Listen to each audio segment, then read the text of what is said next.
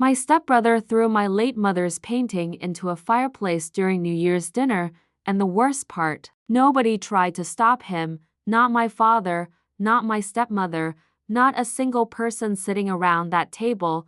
They just watched, some of them even laughed. But what none of them knew was that by the time the first week of January ended, everything they owned would be hanging by a thread, and the person holding that thread was me.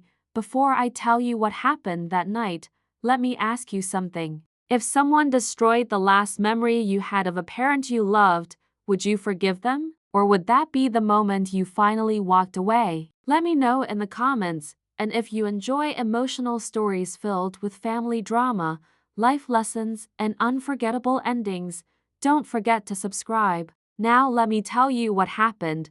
My name is Hannah Reed. I'm 34 years old, and for most of my life, I believed family was something you protected, even when they didn't deserve it, especially when they didn't deserve it. That belief cost me years of my life. But it took one dinner, one painting, and one act of cruelty to finally open my eyes. The Reed family New Year's dinner was always a big event. Every year relatives traveled from different states. The house would be filled with expensive decorations, catered food, and fake smiles. From the outside, we looked like the perfect family, successful, wealthy, respectable, but appearances can be very expensive, and I was the one paying for most of them. The dinner was being held at my father's estate, or at least that's what everyone called it. My father loved introducing it as his property, his achievement, his success story. I never corrected him, even though I was the reason the estate still existed. 7 years earlier, my father had nearly lost everything. A failed business expansion had buried him in debt. The bank was preparing foreclosure papers, investors were pulling out, and most people expected the Reed family to collapse. I quietly prevented that from happening, not because anyone asked, because I couldn't stand watching my family fall apart. I invested millions into restructuring the company. I paid off debts, I protected assets, I spent years fixing problems I didn't create, yet nobody ever called me the success story. That title belonged to Kyle, my stepbrother, Kyle Reed, the golden child, the future of the family. At least according to everyone except reality. Kyle was 31, arrogant, impulsive, and convinced he was a genius. He spent money faster than most people spend water, luxury vacations, sports cars, private clubs, designer watches. Everything had to look impressive, even when he couldn't afford it. Whenever his mistakes created problems, someone else cleaned them up, usually me, not that anyone ever admitted it. According to my father, Kyle simply needed support. According to my stepmother Patricia, Kyle was misunderstood. According to Kyle himself, he deserved everything. That evening, I arrived at the estate carrying something precious, a painting, not an expensive painting, not a famous painting, something far more valuable, my mother's painting, my real mother, the woman who died when I was 19. Before she passed away, she painted a small winter landscape, snow-covered trees, a frozen lake, a tiny wooden cabin, nothing extraordinary, yet it was the last thing she ever created, the last piece of her that still existed. For 15 years, I had protected it. The painting hung in my apartment, far away from people who didn't understand what it meant, but this year felt different. I wanted to bring a piece of her with me, maybe because I missed her, maybe because holidays always made the loss feel heavier, or maybe because some part of me was searching for a connection that no longer existed. Either way, I brought it. The decision would change everything. Dinner started normally, people laughed, champagne flowed, music played softly through hidden speakers. The dining room glowed with expensive candles and golden decorations. Everyone seemed happy. At least on the surface. Halfway through dinner, one of my cousins noticed the painting resting near the fireplace. "It's beautiful," she said. "Who painted it?" I smiled. "My mother." For a brief moment, the room became quiet. Then someone changed the subject. "They always did. Talking about my mother made people uncomfortable, especially Patricia. Kyle stood from his chair to refill his drink. He looked toward the painting, then smirked. I should have recognized that look. Trouble always followed that look. Still carrying that thing around? He asked. The room chuckled politely. I ignored him. Kyle took another sip. I'm serious. He pointed at the painting. It's been 15 years. Patricia shifted uncomfortably. My father stared at his plate. Neither said a word. I kept my voice calm. It matters to me. Kyle laughed, the kind of laugh people use when they're trying to embarrass someone. You're acting like it's a museum masterpiece. It isn't about money. Oh, I know. He grinned. It's about your obsession with the past. The room became quieter. I could feel relatives watching, waiting, enjoying the tension. I looked directly at Kyle. Leave it alone. For a moment, I thought he might. Instead, he smiled wider, the smile of someone who had never faced consequences. Then he walked toward the fireplace. My stomach tightened immediately. Kyle, he didn't stop. Kyle, still walking. The room fell completely silent. Nobody moved. Nobody intervened. I stood from my chair, my heart pounding. What are you doing? Kyle picked up the painting, carelessly, like it was worthless, like it was garbage, like it wasn't the last memory I had of my mother. Then he looked directly into my eyes and smiled. A cold smile, the kind of smile someone wears when they know they'll get away with anything. And before anyone could react, he threw the painting into the fire. For a second, my brain refused to process what I had seen. The frame struck the burning logs. Flames instantly climbed across the canvas. Orange light swallowed 15 years of memories. My mother's final gift, gone, and the only sound in the room was Kyle laughing. The sound of Kyle's laughter echoed through the dining room. For a moment, nobody moved, nobody spoke. I stood frozen beside the table, staring at the fireplace. The flames were spreading across the canvas. The paint was bubbling. The frame was blackening. 15 years. 15 years of protecting the last thing my mother ever created, destroyed in seconds, and the person responsible was standing there, smiling. I rushed toward the fireplace. Instinct took over. I grabbed the poker beside the hearth and tried pulling the painting free, but it was too late. The fire had already consumed most of it. The corner with my mother's signature curled inward and disappeared into ash. Something broke inside me, not loudly, not dramatically, quietly, permanently. When I turned around, I expected someone to say something, anything, an apology, a protest, shock. Instead, I found a room full of silence. Kyle was still holding his drink. Patricia looked uncomfortable. Several relatives avoided eye contact, and my father looked annoyed. Not at Kyle. At me, Hannah, he said sharply. Sit down. I stared at him, unable to believe what I was hearing. Kyle just destroyed Mom's painting.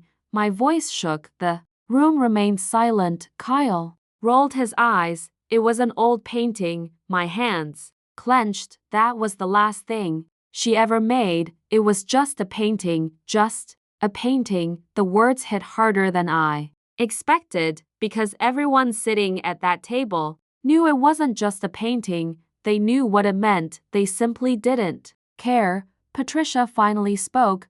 Kyle shouldn't have done that. For one brief second, I thought she might defend me. Then she added, but let's not ruin New Year's over a misunderstanding. A misunderstanding. I almost laughed. My mother's memory had just been burned in front of me, and she called it a misunderstanding. Kyle leaned back into his chair. See? He shrugged. Even Patricia agrees. I looked at my father, still hoping, still waiting, still believing there had to be a line Kyle couldn't cross. Surely this was it. Surely destroying the last memory of my mother would matter. My father sighed heavily, then spoke, and those words changed everything. Hannah. His voice was cold. You're making a scene. I felt my stomach drop. The room blurred slightly, not because I was crying, because I finally understood. Kyle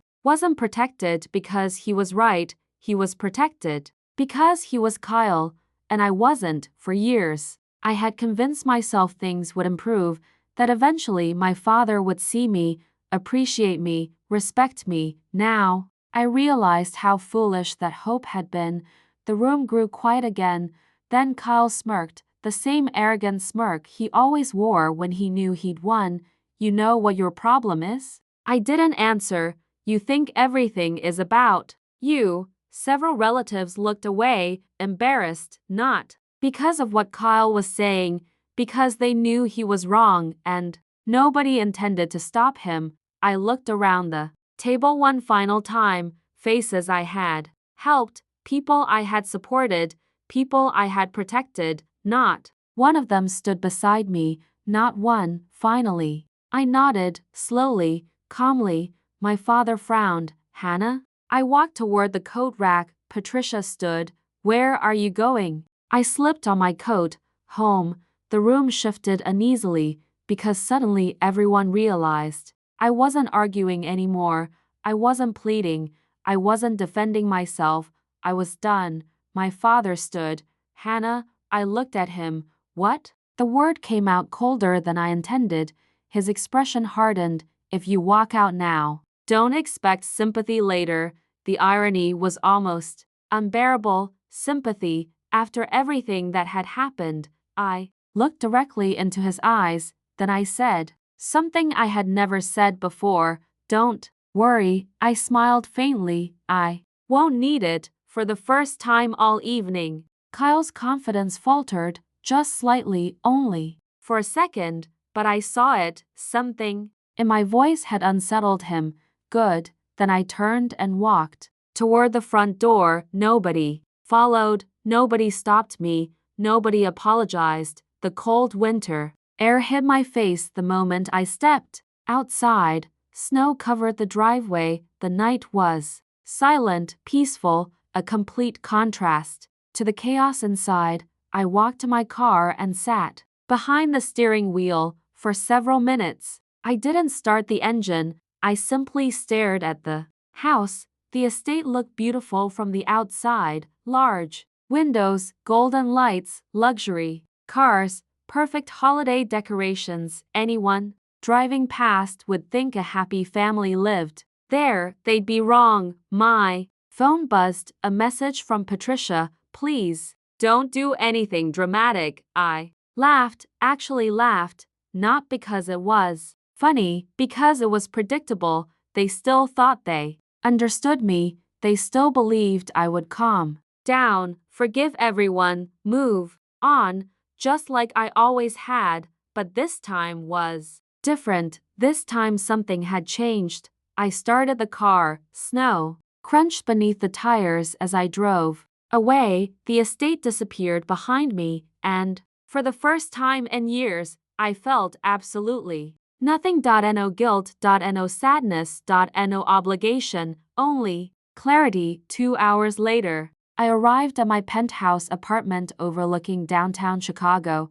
Most people didn't know I owned it. Most people didn't know a lot of things about me. That was intentional. While Kyle spent years showing off his success, I spent years building mine quietly. I walked directly into my home. Office.no, wine.no, tears.no, sleep. Instead, I unlocked a cabinet hidden behind a bookshelf. Inside were several folders, each one carefully organized, each one containing information I'd hoped never to use. For years, I kept telling myself they were insurance, protection, precautions. Now, they felt like something else. Preparation. I placed the folders on my desk. The first contained ownership records, the second contained shareholder agreements, the third contained financial reports. As I opened the final folder, my phone rang. The caller ID showed a familiar name, Michael Sterling, my attorney. I stared at the screen for several seconds, then answered. Hannah. His voice sounded concerned. It's late. I looked down at the folder spread across my desk. then toward the city lights outside. Finally, I spoke. Michael, my voice was calm, calmer than I'd ever heard it.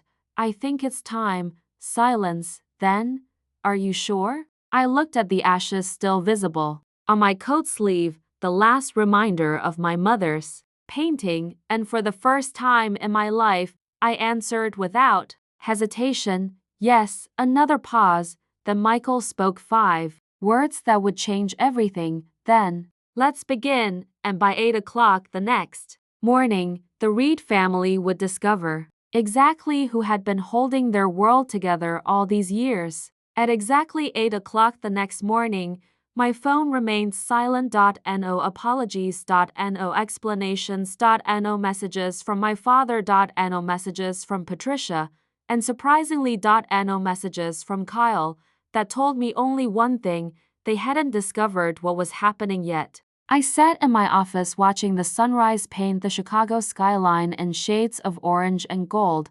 Across from me sat Michael Sterling, my attorney, a man who had spent nearly a decade cleaning up problems created by other people's greed. He adjusted his glasses and opened a folder. Everything is ready, I nodded. Send it. Without hesitation, he picked up his phone. Within seconds, a chain of events began that could no longer be stopped. Legal notices, board notifications, account reviews, shareholder alerts, everything moved forward simultaneously. Clean, legal, irreversible. For years, I had protected my family from consequences. That morning, I stepped aside and allowed consequences to find them. Around 9:30, my first notification arrived. The Reed Development Group board portal had been accessed. User: Robert Reed, my father. A smile touched my lips. He was reading the notice, the same notice that informed him an emergency shareholder review meeting had been scheduled, the same notice that listed me, not him, as majority owner. 5 minutes later, my phone exploded. Dad calling. I ignored it.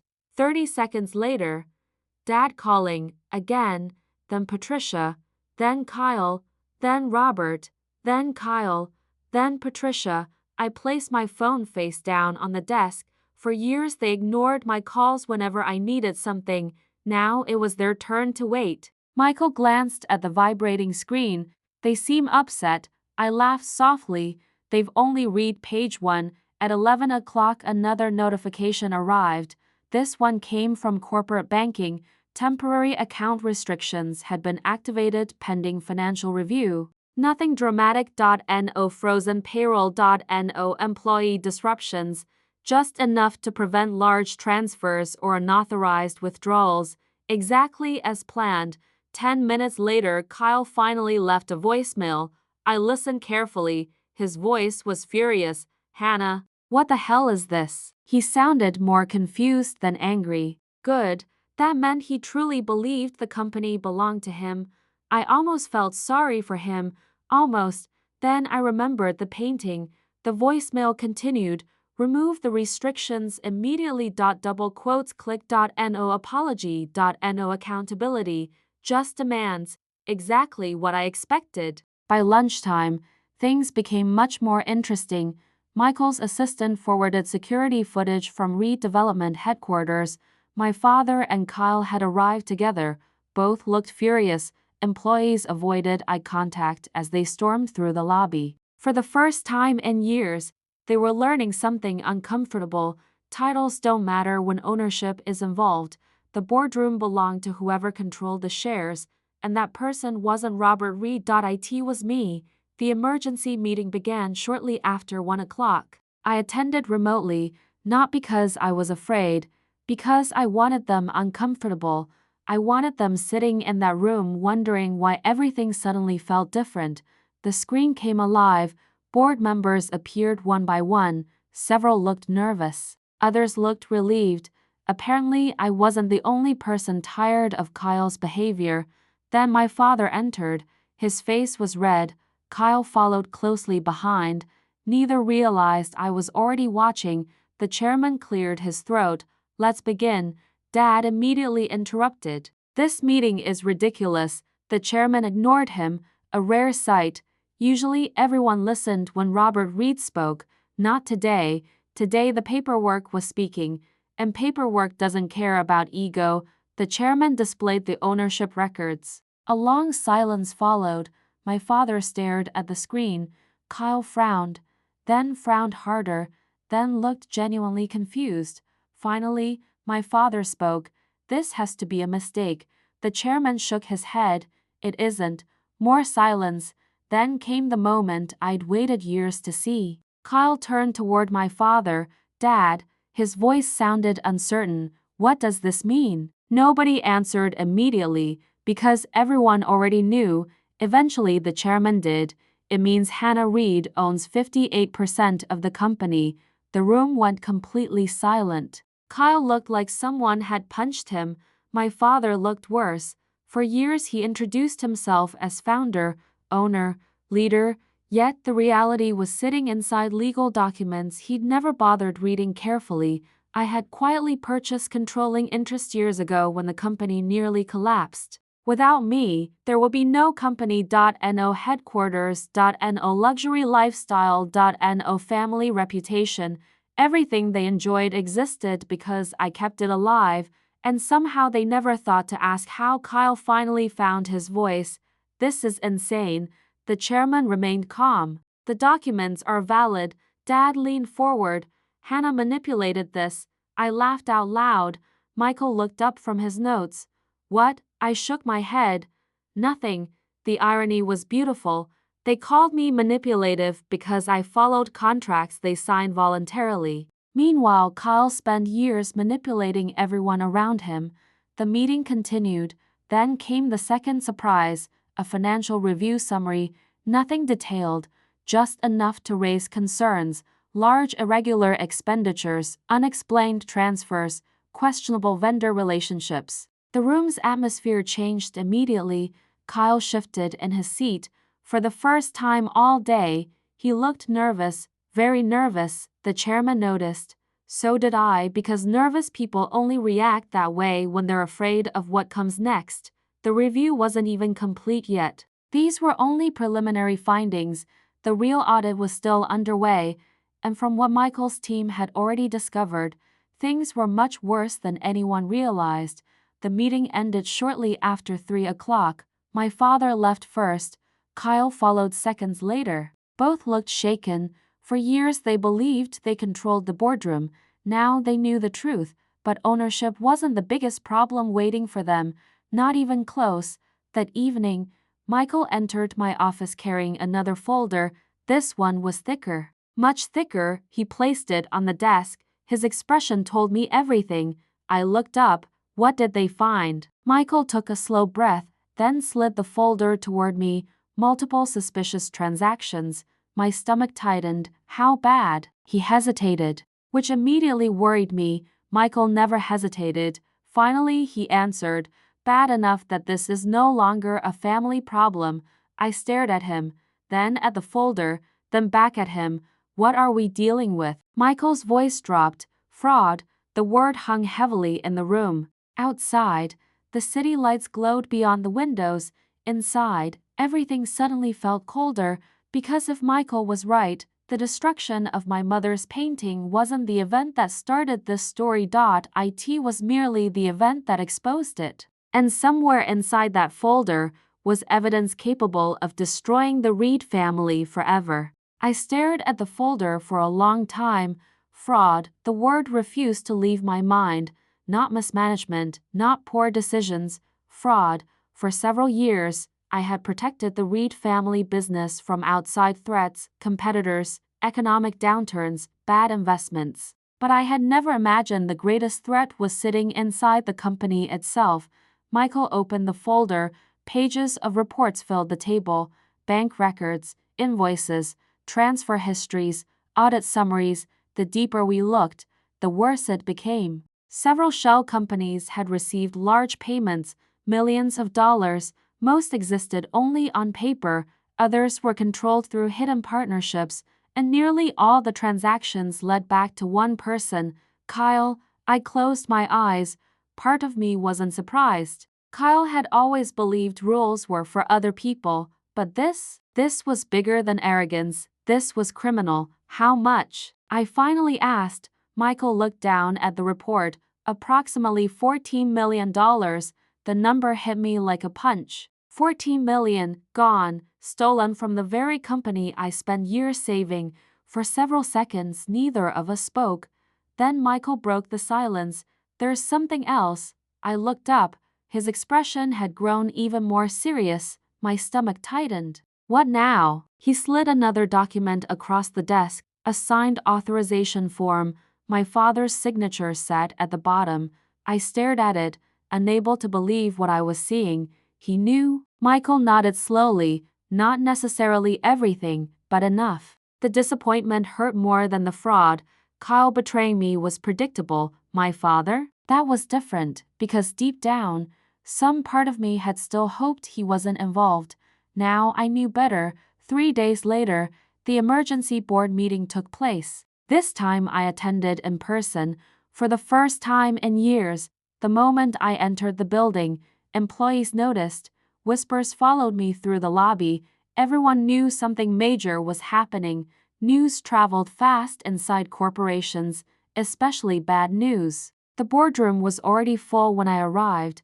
My father sat near the center of the table, Patricia beside him, Kyle across from them. None looked happy. For the first time in years, Kyle appeared nervous. Good, he should have been. I took my seat. The chairman opened the meeting, then immediately turned toward me. Miss Reed, I nodded. The floor is yours. The room became silent. Every eye focused on me. For years I had avoided moments like this. I preferred working behind the scenes, solving problems quietly. Today was different. I stood, then placed the audit report on the table. Kyle, his face immediately tightened. I continued. Would you like to explain $14 million in unauthorized transfers? Silence. Kyle looked toward my father, then Patricia. Neither could help him, not this time. Finally he spoke. Those numbers are being taken out of context. Several board members exchanged glances. I almost laughed. People always said that when caught out of context, a misunderstanding. An accounting error. The excuses never changed. I opened another folder. How about the shell companies? No answer. Or the false vendor contracts? Still nothing. The room felt heavier with every passing second. My father finally intervened. Hannah, I turned toward him. This isn't the place. I couldn't believe what I was hearing. Not the place? The company had been robbed. Millions had disappeared. And he was worried about timing. I looked directly at him. When would be a better time? He said nothing, because there wasn't one. The chairman cleared his throat. Based on the evidence presented, the board will vote on immediate suspension. Kyle's face turned pale.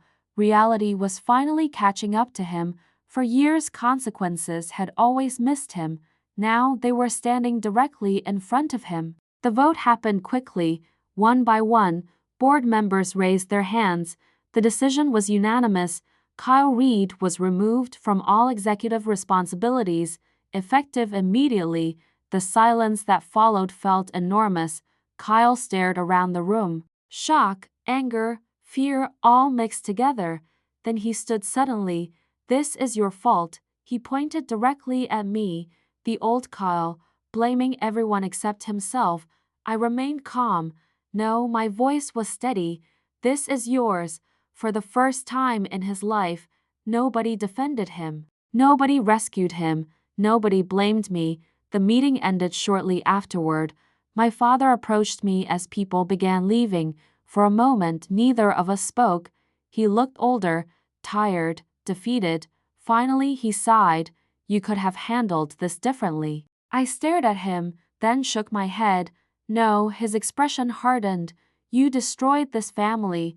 The words didn't hurt anymore, because they weren't true. I looked directly into his eyes, and for the first time in my life, I said exactly what I felt. The family was destroyed the moment you taught Kyle he would never face consequences. My father looked away, because deep down, he knew I was right. Several months passed. The company recovered surprisingly quickly, without fraud draining resources. profits improved. Employees felt safer, investors returned.